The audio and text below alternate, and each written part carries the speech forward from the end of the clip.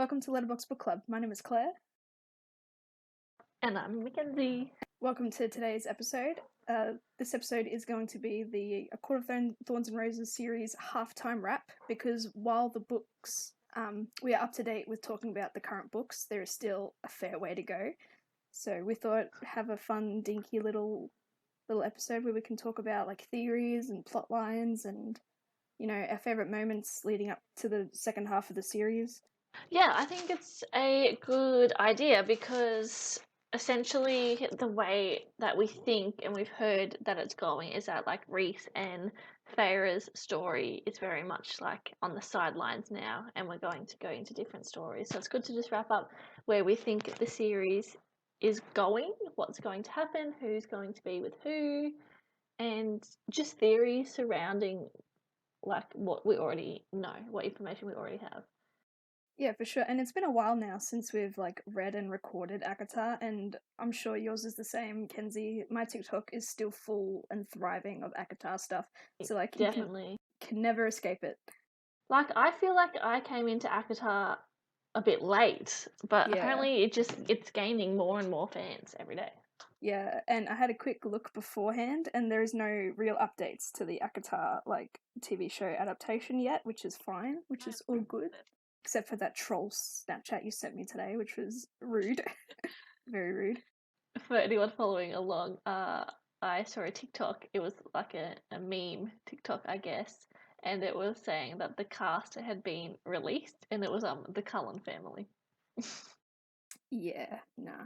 That was not cool. Like, I knew it was troll, because otherwise I would have heard it elsewhere first, but...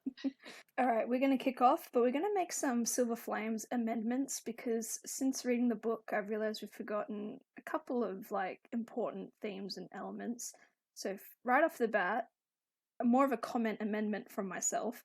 I did say that, Elaine was the sole killer of the King of Hybern, and, like, Gwyn was telling Nesta about how using Truth Teller or whatever. And I think I said that Elaine is the one that killed him, but no, Nesta did behead him, but she just did not use Truth Teller to behead him, and like that was just been plaguing my mind. Yeah.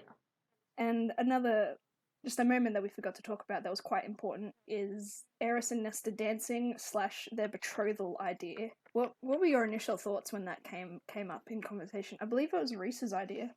Yeah. It was a weird situation because essentially I don't know if he was going into it like having already like seen Nesta and being like, okay, like I like her, whatever.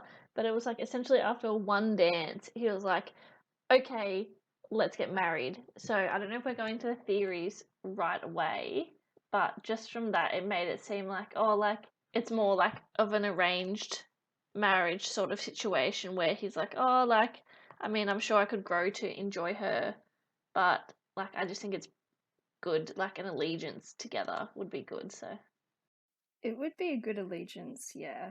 Just surrounding Eris, like I feel like he was seduced by her power, and that was the huge theme as well with the Kelpie and with Lanthus or whoever that death god was that Cassian was. Like they were all drawn to her power, and yeah, Eris the same. So yeah, I think it would have been interesting. It was a fun idea to entertain. I do not see them, obviously don't see them together well. Obviously they can't be because Cassian and Nesta are mates.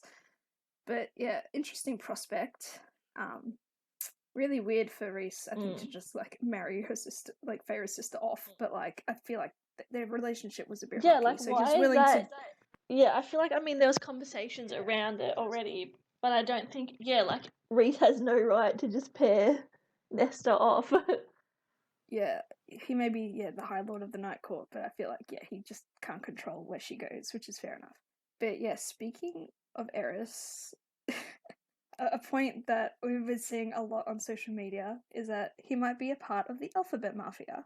I think, I don't know if we've spoken about this on the podcast before, but I know we've spoken about it together, but I do think that he's either a part of the Alphabet Mafia or he's like a fantastic ally, and then I think that also links in to, I don't know if we want to talk about this theory yet, links into his and Moore's backstory without going into it too much right now. I think him either being part of it or being a powerful ally to it, like links in with that story. I think we did talk about in the Silver Flames episode itself about how we think, Eris knows Moore's like sexuality, and that's why he kind of didn't do much in her situation. Yeah, it would be interesting because So we must have spoken about this. That he knew Moore's sexuality, and he tried to figure out. He's like, well, what's a way that I can get you out of this so that we're both happy. And he takes the brunt of the asshole title and terrible person. Yeah. After Silver Flames, it just seems there is more to Eris and this little journey that we like to say that he's going to go on, and hopefully he's definitely prominent in the next few books. Yeah, well, I think because he's had quite a few little side missions, I guess, now, that, I think there's definitely something coming for him, like a bigger story or more revelation for his character. Could you imagine if it was, like, not that deep between Eris and Moore, and it was just, like, Eris just didn't do anything because he didn't want to bring, like, any threats to, like, Autumn Court, and he's just like, I'm not going to deal with you regardless. Because he wants to be, obviously, like, king of the Autumn Court, so... Yeah, playing a long game, it seems. Yeah. Just don't know how long he can hold on for. Alrighty, now into the wrap itself. I feel, unless you've got something else to talk about in regards to Silver Flames that we may have forgotten. No, I think we've covered it mostly all now. I must say, I think I did say that I was an extreme Nesta hater, but like I respect what she does. She deals with trauma the way she deals with it, but wasn't a nice person to like your sisters, and that's just kind of where I draw the line. Backpedaled just a smidge in my Nesta hate life. Alrighty, so to the wrap. It's just with a fun little question, like, who are your favourite characters leading up to this point? If you have a favourite character or characters. Tamlin? Oh, God, I don't know. Cassian. Cassian? Yeah. Just why is that? Just not that deep, he's just your favourite character. I think he's just like, he comes from he's made something of himself. Yeah, we love that kind of like underdog type story. Yeah, and I respect that. And he seems to be a wonderful lover. the most important part. Mm-hmm. I would agree with that, but I do like Rhys and just the way he goes about his lordship, Yeah, I like Rhys. There are some things in Silver Flames that but I think it was because the writing style was so different. Yeah. That I just just the way he was written, he came across. I know I messaged you a couple times being like, Rhys is being a little bitch. Yeah. And I just wasn't into it. It seems very out of whack, considering his whole thing with Feyre is to keep her in the loop. Yeah. And it was always, you have information. Here's all the information. Do with it as you will. And then just to keep secrets again. Yeah. My other favourite characters would probably be, I'd say with just how you just described Cassian, it would probably be Cassian. But I guess also Feyre, just because, she's also a bit of an underdog, she's a human that everyone thought wouldn't go anywhere, and suddenly she's turned into a beast. Well, now that we mentioned favourite, do you have any least favourite characters? Ameren. I've always not liked Ameren. I was really surprised when you told me that. I was like, huh? I respect her being in Prythian and then having to be set in a new world for thousands of years. But she also just seems so power hungry, but not motivated enough to go after it herself, but she's willing to puppet other people around. Yeah, for sure. Yeah, I just rethinking now, I guess I'm confused by her motivations. So she sabotaged essentially Feyre when she was interacting with the cauldron to free herself. Just to free herself from her current body, or just free herself from Prythian. Yeah, to then just end up back in the same body without any power. So it's a bit of a waste of time. But she was good in a sense where she was a mentor to kind of Nesta, I guess, help her come into her power a little bit and train her. Yeah, then obviously it got swept away. So, really, what was the point? It almost, it really does seem like, what is the point of Ameren being there other than being that ancient being that, people are so scared of? I think... She's like a guard dog. Without spoilers, because I've read Crescent City now, and I'm halfway through the second one. I think I can see where she's going to come into it, but I don't know why. Right. But I am only halfway through, so... Alrighty. While we're talking about Ameren, sorry, I just want to skip ahead a little bit just to cover this. One of the most disappointing moments throughout the whole series for me, Ameren giving up her power and Nesta giving up her powers as well. These women go through these tragedies and they save essentially the world / their families, and they give up all their powers to just remain to have all that remain a kernel of their power, whereas Reese literally died and he came back and he is still full powered. Yeah, look, it's become quite consistent with Sarah J. Maas in that. Why does she hate women? It's funny, it's kind of like a double-edged sword. Like, she's making these strong female characters, although they do suffer a lot, and yeah, they fight the good fight and they reach their goals, but only they have to give it up in the end. Yeah. Also, yeah, it happens in A Throne of Glass as well with another powerful woman. Do you want to call it misogynistic, or is it just like... I don't know, because there is a very different tone shift in Crescent City regarding women and power. I suppose because it's a newer book in a newer time. Like, yeah, I think Throne of Glass was during peak, Hunger Games, Divergent. Is it reminiscent of the times? And then because it's meant to reflect, like, this is ancient history, essentially. Like, but yeah, it is very annoying because like the whole part of Nesta's story is to be comfortable with her powers, learn what they do, train herself, and then see ya. Yeah, and the whole point of the Silver Flames was that's a part of the title, was when she was dreaming and Reese had to stop her.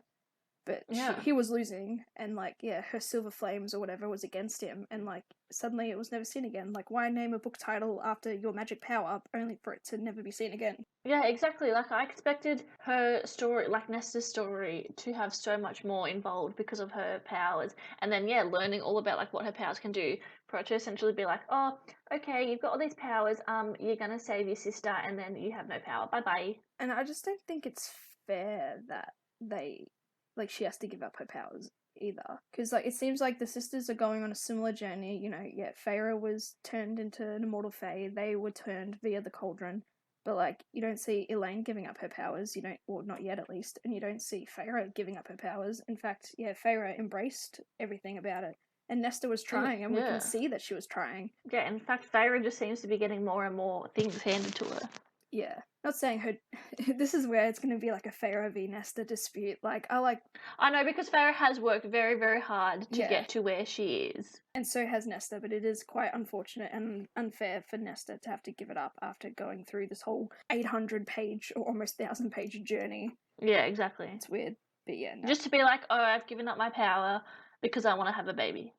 And Ameren as well, having to give up her power, which just that whole concept of Reese just pulling her out was just weird to me. I don't know, I just couldn't really conceptualize it. Yeah, it's like, does she want to come out, bruh?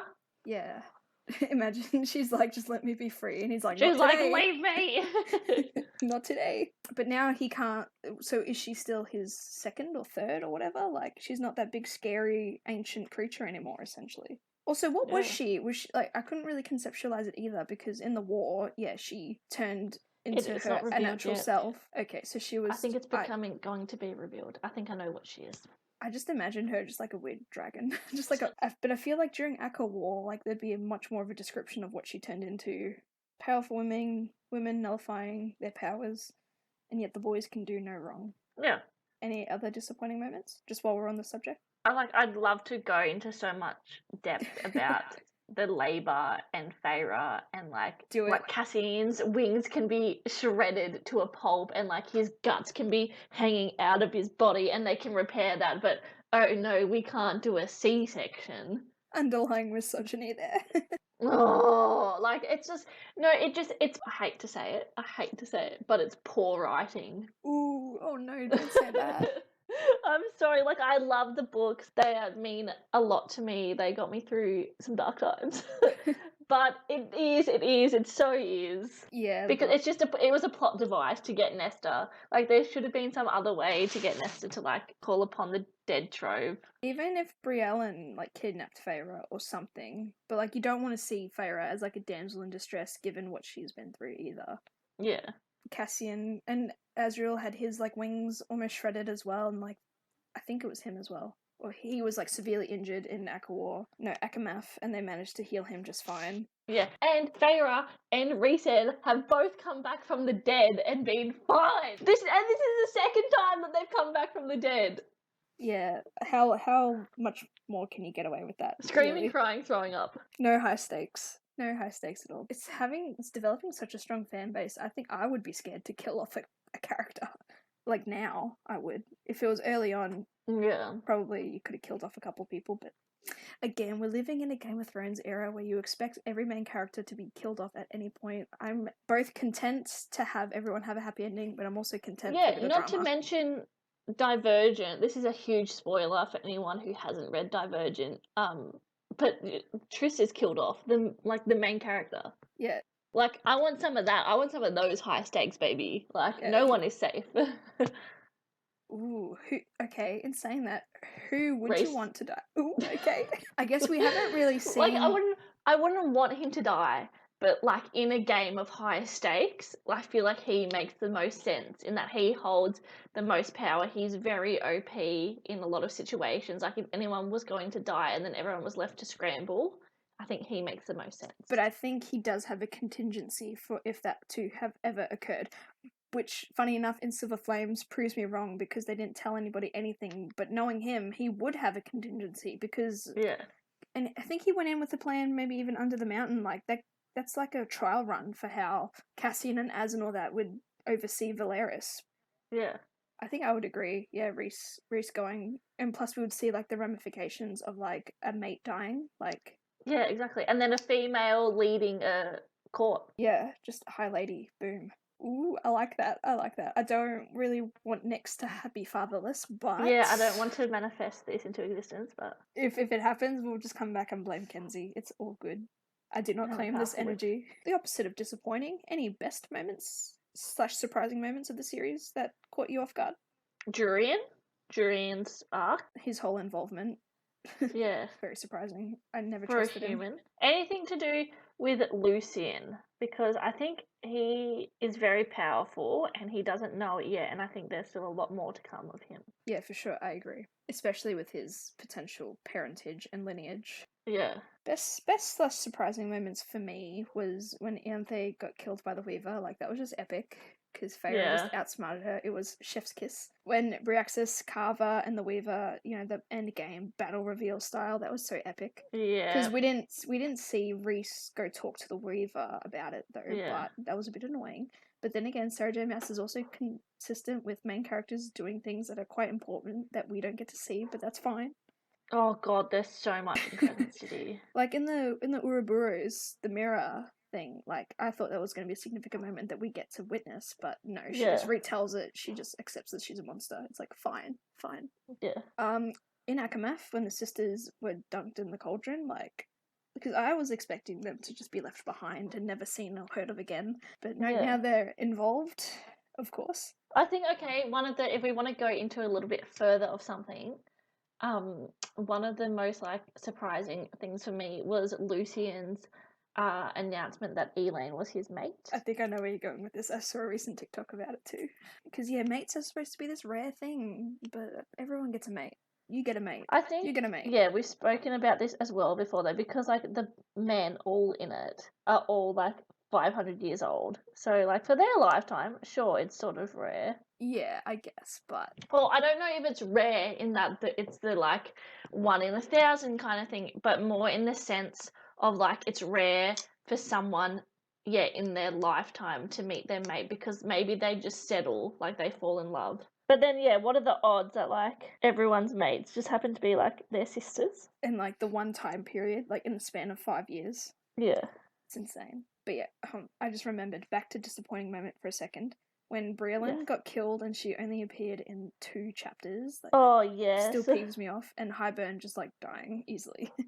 Yeah. Like, No, okay, another disappointing thing. No one having names, last names, or in the King of Highburn, first names. Yeah, look, that does get a little annoying. No one having a complete name. Feyre's dad, and, like, he became quite significant in ACOTAR only to die rip, but yeah, he never had a name. Maybe she just ran out of cool names. Asriel, that's such a cool name. Like, how do you top that? Call him Richard. Richard, just good old Richard.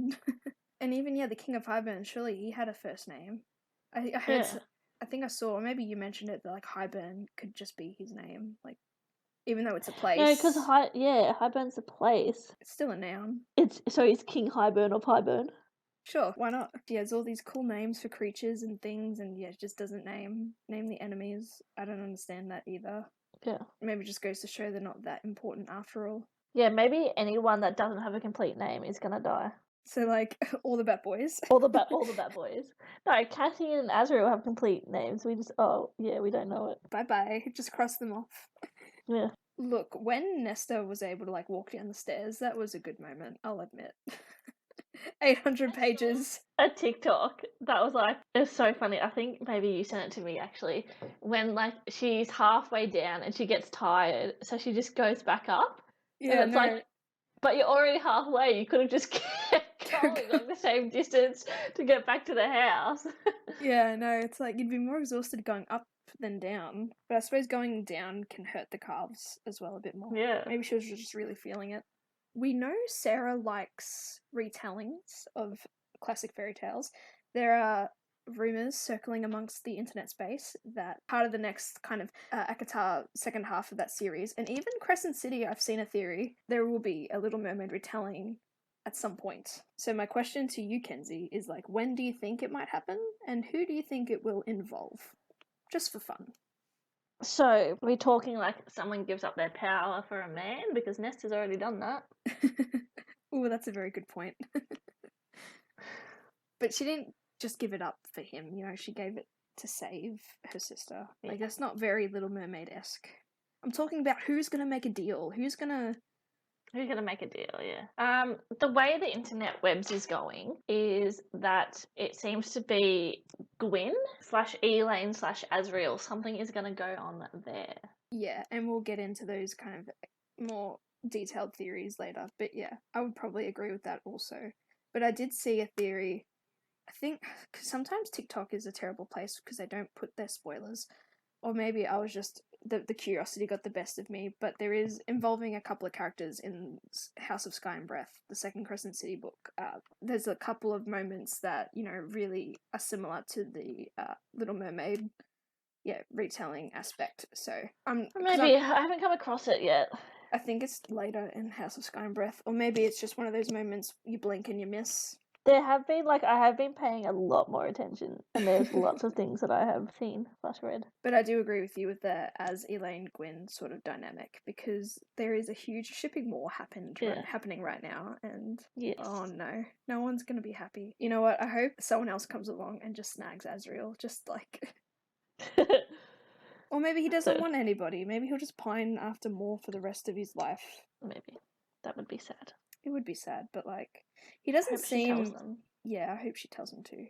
He just doesn't seem to come off as a super romantic type. We're going to be talking about the Court of Frost and Starlight bonus chapter, which some may have read, some may haven't.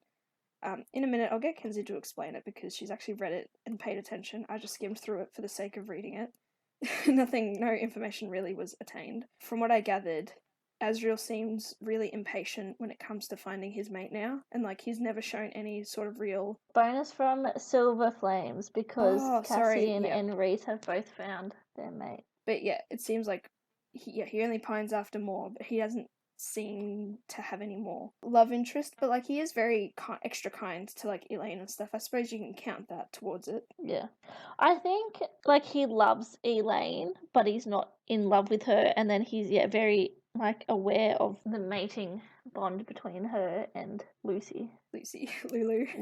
But yeah, in that bonus chapter, he comes across as very impatient, and it's you've been pining after more for 500 years. Why does this? And now you just want to fuck this girl. Yeah, it seemed very out of character for me, to be honest. But that's just me. So what are your thoughts on bonus chapters in general? Because I don't really like them, especially if they're not widely accessible. If it was on a website or a blog, a Sarah J. Maas ACOTAR official thing where everyone can access. Or a Tumblr sort of thing like John Green used to do. I would consider it canon, and, the characters are the way they are. Yeah, but I don't like how you have to buy the specific Barnes and Noble's version to get this bonus chapter, and then the special edition to get this chapter. Because this is where you get that's elitist. Elitist and kind of misinformation. I feel like bonus chapters, if you want to make it official, put it on a thread on an official website or something accessible. Because otherwise it's not fair for everybody who has read it, because people might not like Reese, for example, because of what he said or did to Azrael, and then people will be like, oh, what do you mean? I don't know what he did, you don't want to be out of the loop. In these high fantasy worlds, it's very easy to get confused, a la me at everything. And yeah, like adds more unnecessary stress.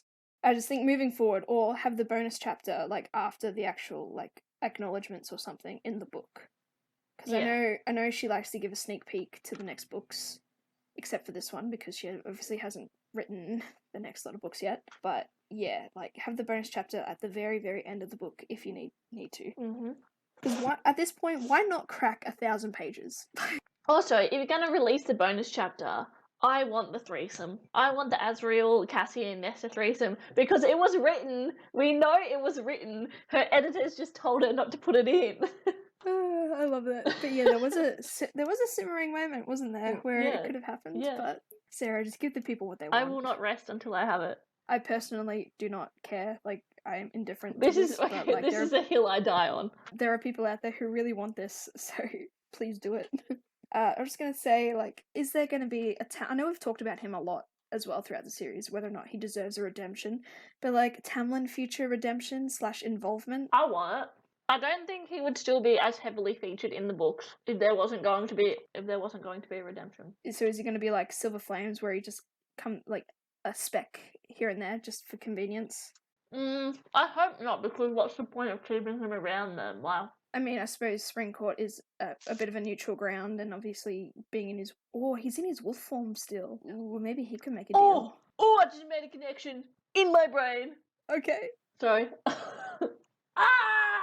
I'm not telling you. Why? Is it in regards to Crescent City? No. When we finish the first one. Okay, alright. Oh, I suppose the only reason why he'd be kept around now is because people ship him with Elaine and hope Elaine ends up with him for some reason. She likes gardening and Spring has a garden. It's a stretch. You got her, boys. We got her. It would be very strange, or maybe even just fitting to, we start off with Tamlin, everyone kind of likes him, first book, Beauty and the Beast retelling, and then he succumbs to nothing. Like, I don't know. I feel like, yeah, it might need to be something more about it. Even if him and Farah might have a chat, that could be nice. Yeah, I'd like something between them.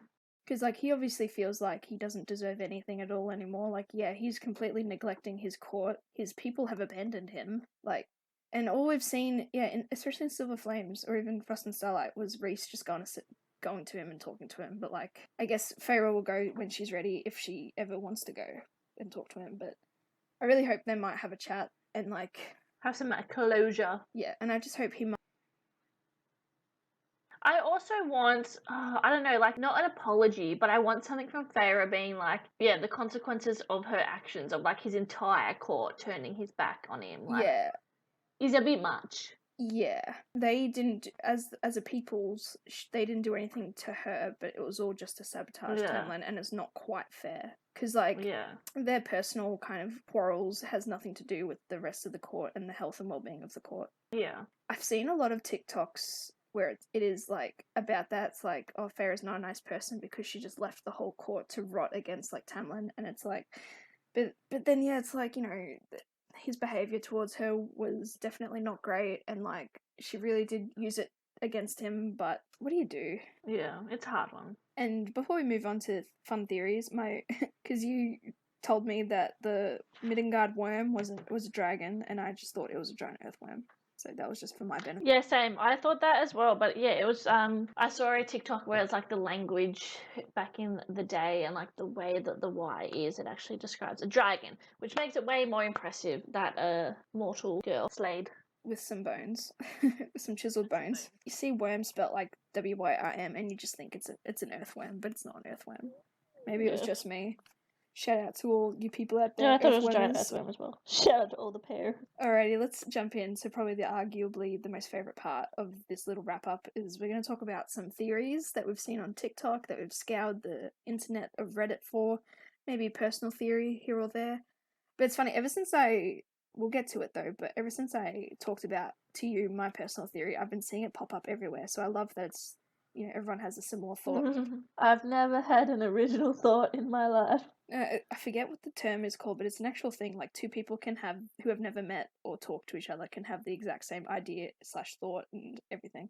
Nothing is original. So yeah, we've seen these theories on TikTok, on Reddit, and online, and it's just we've compiled a few of our favorites and interesting stuff. In your dreams, yeah.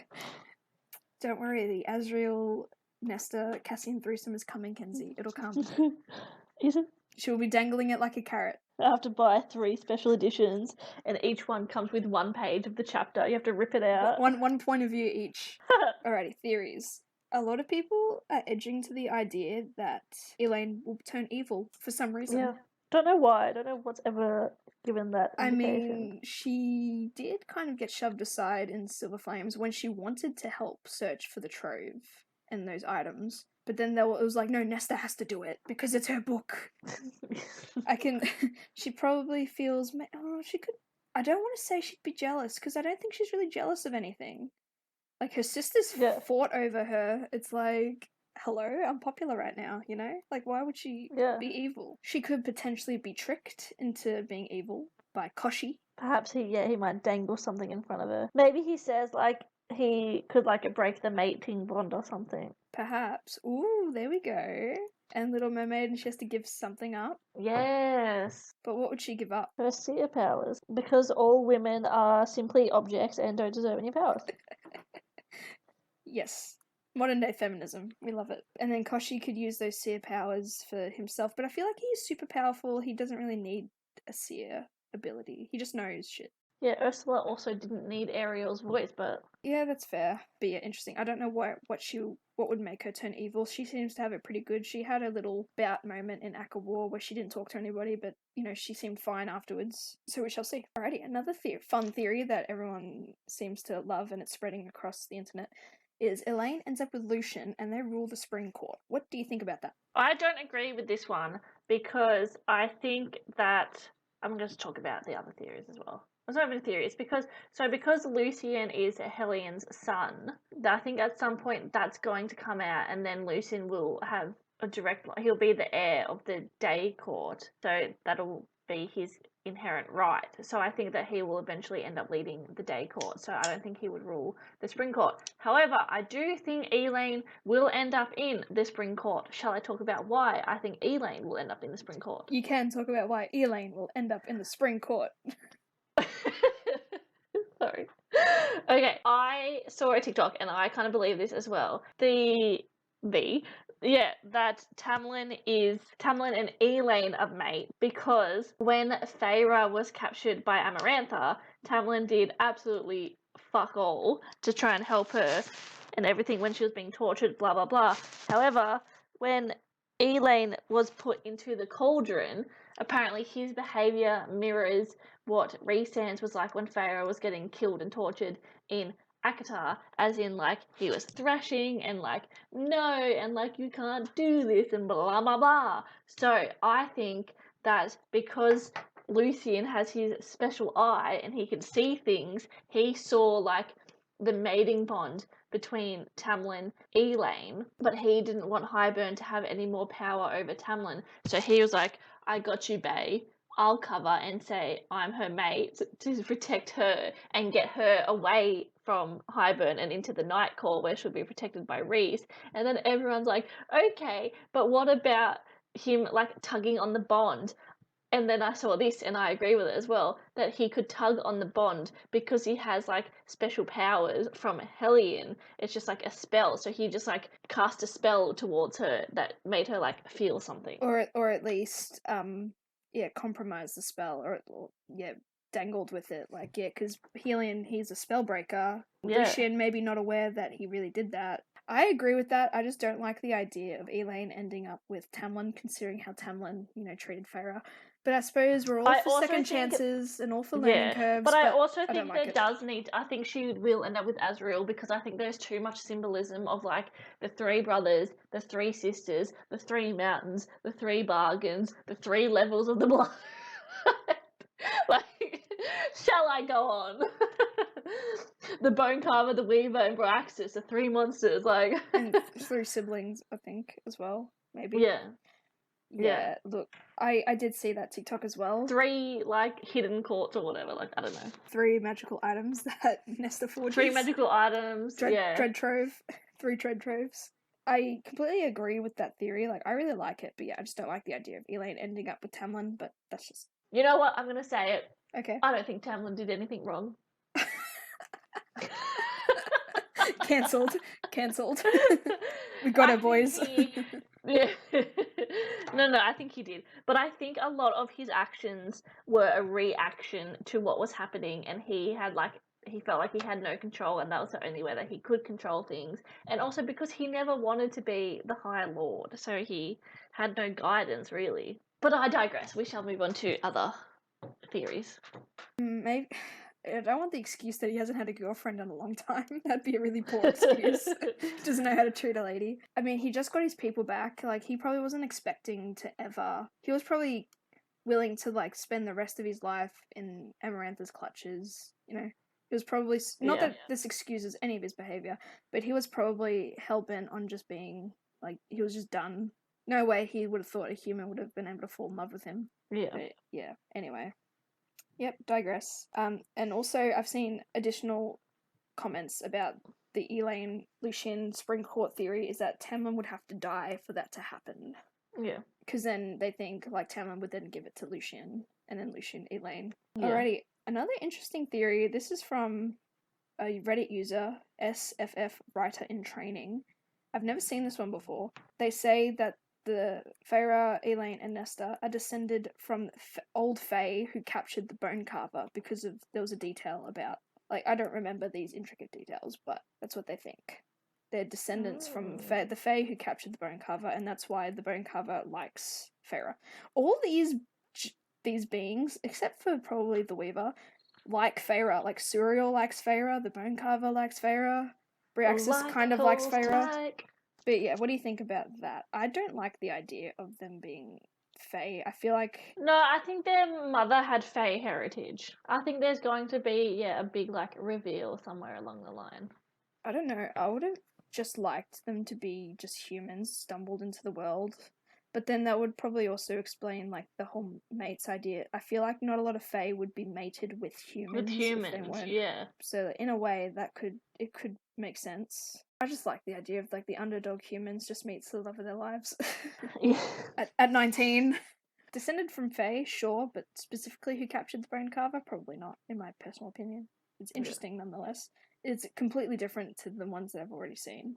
Alrighty, another popular TikTok theory. Amarantha was Tamlin's mate. Now this is very controversial as well, because there's a lot of yays and nays to it. A lot of people in agreement. But what do you think first and foremost, Kenzie? It makes sense. I think it makes a lot of sense. You don't think she was just crazy obsessive over him because they were grown up together?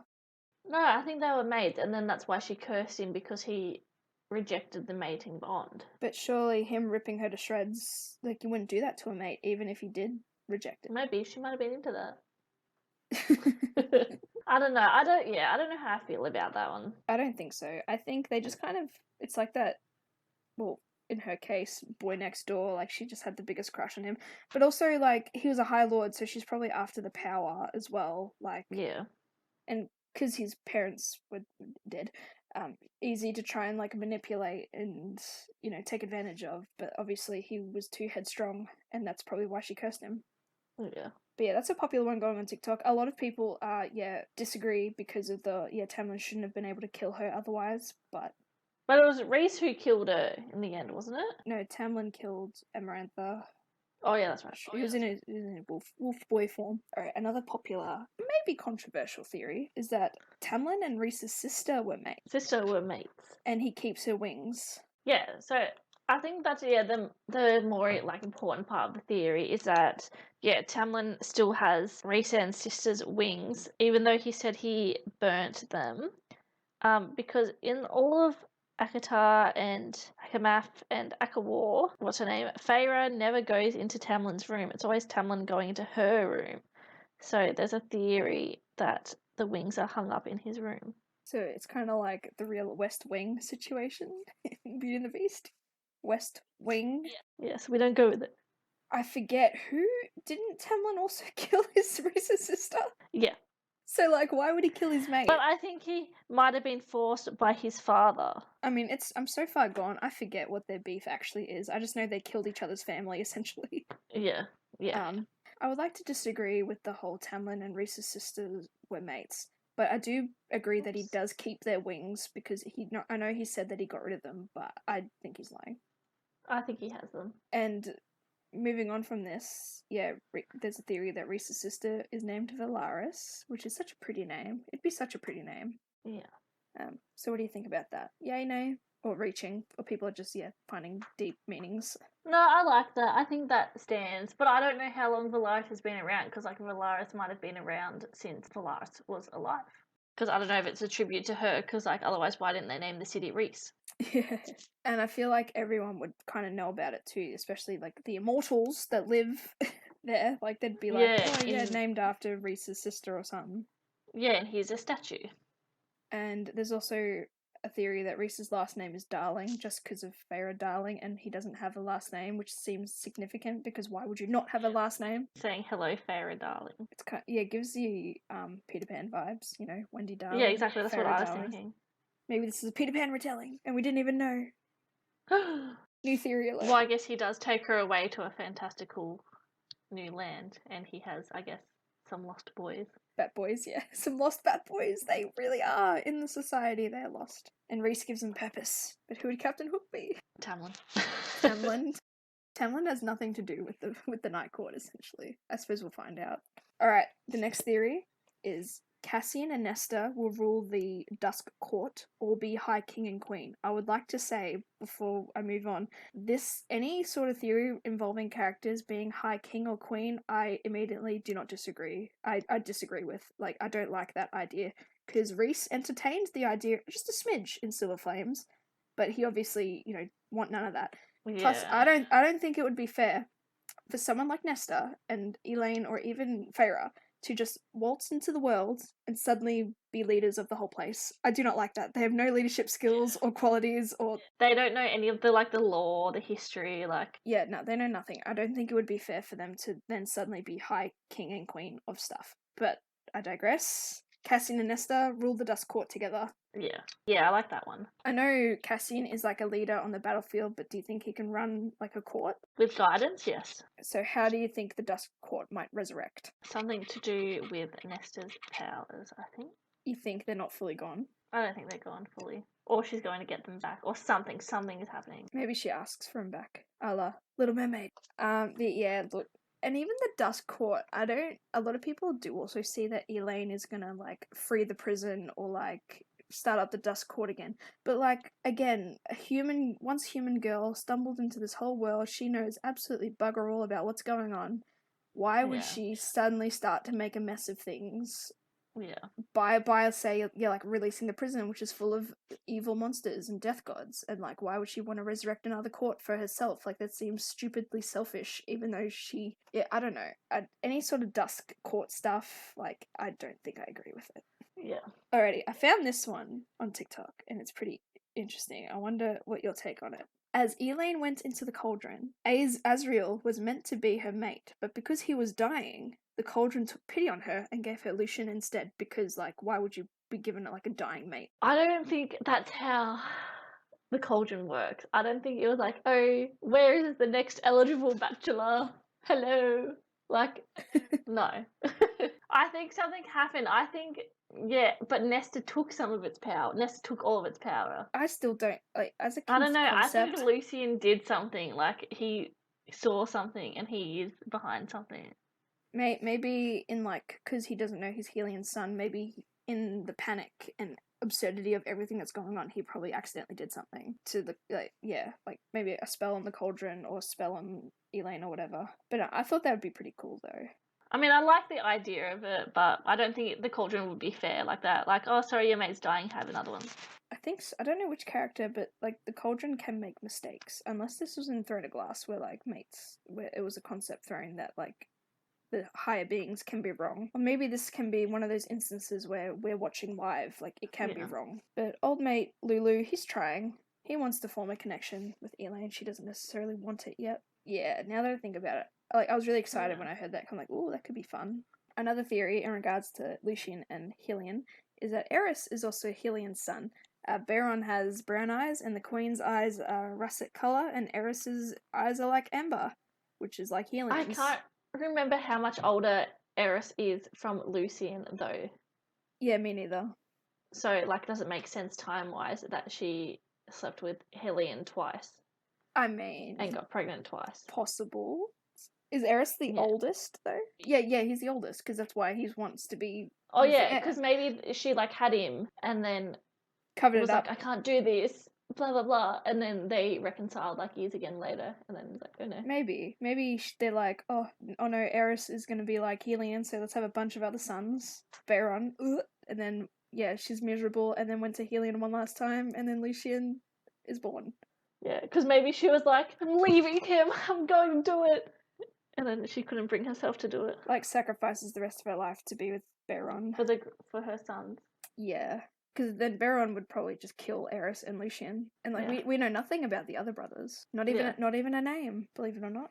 I've also seen a theory that like Helian and I forget who Lucian's mother's name is, but they're mates. Someone said, but it's like no, they would know. But yeah, that was just an interesting one that kind of blew my mind. I thought, ooh, maybe that's why he's kind of like extra nice as well, because like, yeah. But like, why would he be so? Well, I guess because he doesn't know. That's why he's still hell bent on ruling the Autumn Court. Yeah. But anyway, we shall see. Alrighty, another theory that kind of knocked me off my socks is Azriel and Koshi. Azriel is Koshi's heir / could be related, mainly because they both have those shadowy powers. Yeah. Could be like a similar kind of bloodline or dynasty, or just similar power. Because I suppose a lot of the actually no, all the High Lords have like different powers. So it seems a bit coincidence that they have similar shadow powers.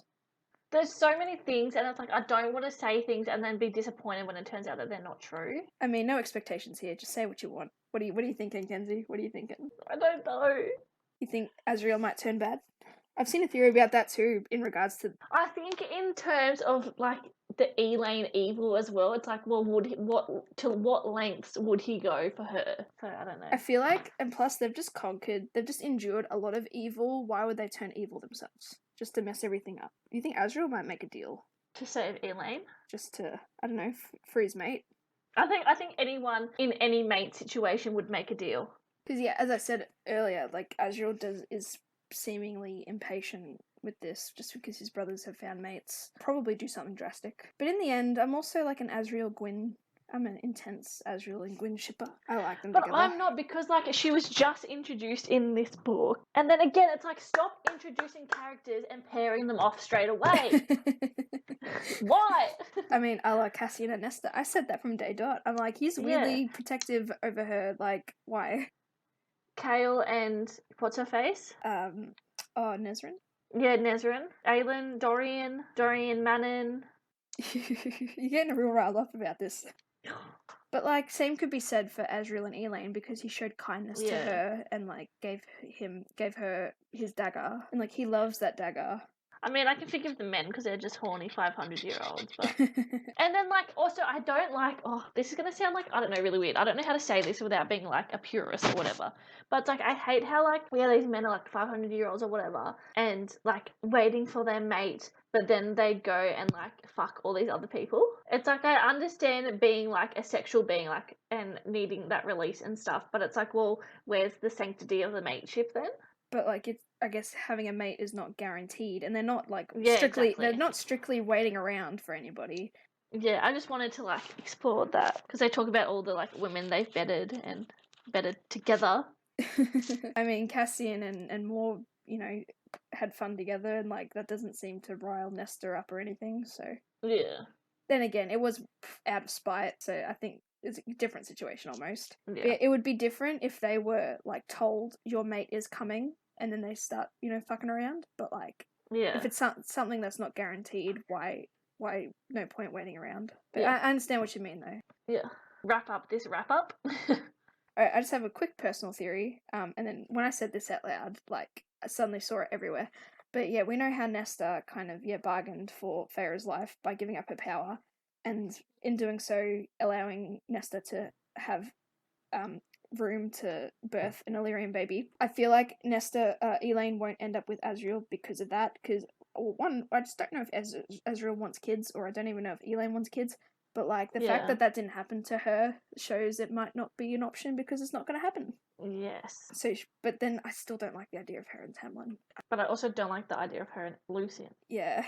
Anything else? So not on my end. I've covered everything. I've gotten emotional. I've gotten. I saw a thing. Maybe Gwyn will turn evil for some reason. I don't know, out of jealousy. But like again, like I know she's had a traumatic past and stuff as well. But it's like I feel like there's nothing to really be jealous or turn evil over after having faced such tragedy herself. You know. Yeah. See, I don't like the idea of anybody just turning evil. Yeah. Because they've all gone through so much together. Like, what's the point in undoing all that hard work? I also ship Moore and Emery. Moore and Emery have my heart. I hope something comes of that. I don't like the fact that Moore in Silver Flames, she was just bouncing around all these different cities, but like that's probably a connection for the future obviously books. Something's going to come from that. And I just remembered that like Cassian was like a liaison between places, so like he does have kind of, I guess, diplomatic tendencies, but like he really didn't want to do it though. But so this is why I don't see him or Nesta ruling any sort of court together. I don't like that any sort of idea. Then again, same could be said for Feyre, but like her mate is a High Lord, so it comes with the territory. So yeah. Alrighty, I'd say that's about it for our halftime wrap. Who knows what's going to happen in the next few books? What do you think's going to happen? Like just vaguely, real quick. Tamlin redemption, Elaine mate ship, Moore's secret, Eris coming into his rightful place as King of Autumn. Yes. Ooh. Lucian finding out his parentage, and perhaps also going to rule a court. Oh, just quickly, I also saw a thing that maybe Lucian and Vessa might be together, end up together. Don't know. Oh, that'd be cool. Nice. I mean, yeah, the band of exiles, like, who knows what they get up to together. Maybe that's the threesome you're going to get, Kenzie. That's the threesome you're going to get. Yes. I just want a threesome, please. For the love of God. I wouldn't actually also mind a foursome, as real Cassian, Rhys, Farah. No, thank you. no, thank you. I don't think... Or 3 sisters, 3 brothers, orgy. No, that's not it. We know Sarah doesn't mind shying. Not shying. Doesn't mind a bit of incest. Incestuous tendencies. Oh no! With that, I kind of agree with you. I think Eris will fulfill his plans of being the High Lord of Autumn in whatever way. I do think Vassa will be relieved of her Firebird stuff. At what cost, though? Maybe that could be the Little Mermaid retelling. A deal for another deal. Probably not. Yeah.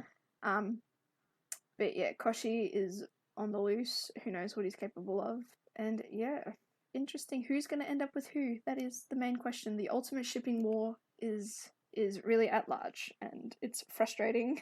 Yes. What's the next big bad? A lot of stuff.